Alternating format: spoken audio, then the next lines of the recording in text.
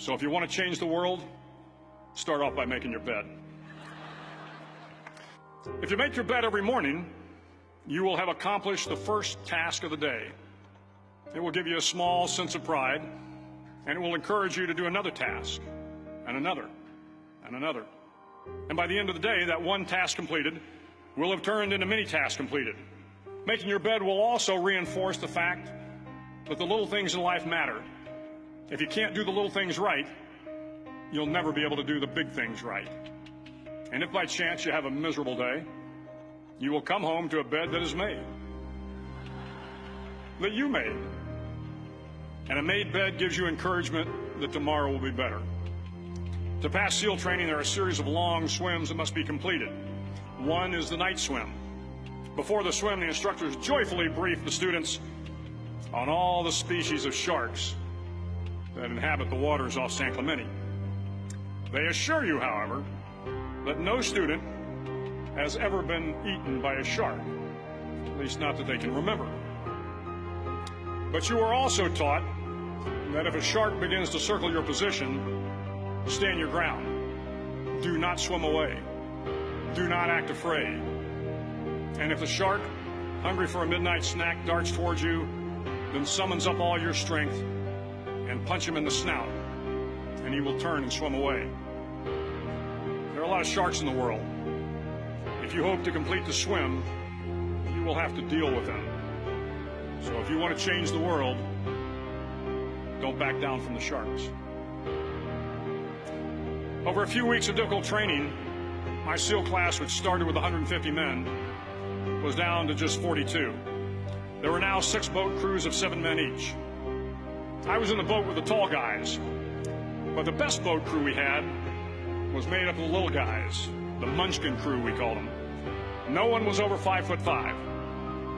The Munchkin boat crew had 1 American Indian, 1 African American, 1 Polish American, 1 Greek American, 1 Italian American, and 2 tough kids from the Midwest. They out-paddled, outran, and outswam all the other boat crews. The big men in the other boat crews would always make good-natured fun of the tiny little flippers the Munchkins put on their tiny little feet prior to every swim. But somehow these little guys from every corner of the nation and the world always had the last laugh, swimming faster than everyone and reaching the shore long before the rest of us. SEAL training was a great equalizer. Nothing mattered but your will to succeed, not your color, not your ethnic background, not your education, not your social status. If you want to change the world, measure a person by the size of their heart, not by the size of their flippers. The 9th week of training is referred to as Hell Week. It is 6 days of no sleep, constant physical and mental harassment, and 1 special day at the Mud Flats. The Mud Flats are an area between San Diego and Tijuana where the water runs off and creates the Tijuana Sloughs, a swampy patch of terrain where the mud will engulf you.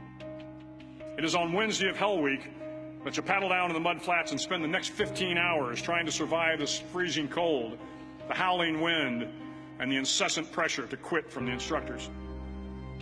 As the sun began to set that Wednesday evening, my training class, having committed some egregious infraction of the rules, was ordered into the mud. The mud consumed each man till there was nothing visible but our heads. The instructors told us we could leave the mud if only 5 men would quit. Only 5 men, just 5 men, and we could get out of the oppressive cold. Looking around the mud flat, it was apparent that some students were about to give up. It was still over 8 hours till the sun came up. 8 more hours of bone-chilling cold. The chattering teeth and the shivering moans of the trainees were so loud, it was hard to hear anything. And then one voice began to echo through the night. One voice raised in song. The song was terribly out of tune, but sung with great enthusiasm. One voice became 2, and 2 became 3, and before long, everyone in the class was singing. The instructors threatened us with more time in the mud if we kept up the singing, but the singing persisted, and somehow the mud seemed a little warmer, and the wind a little tamer, and the dawn not so far away. If I have learned anything in my time traveling the world, it is the power of hope. The power of one person, a Washington, a Lincoln, King, Mandela, and even a young girl from Pakistan, Malala. One person can change the world by giving people hope. So if you want to change the world, start each day with a task completed.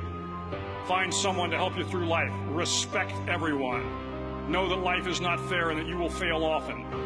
But if you take some risks, step up when the times are the toughest, face down the bullies, lift up the downtrodden, and never, ever give up. If you do these things, the next generation and the generations that follow will live in a world far better than the one we have today. And what started here will indeed have changed the world for the better.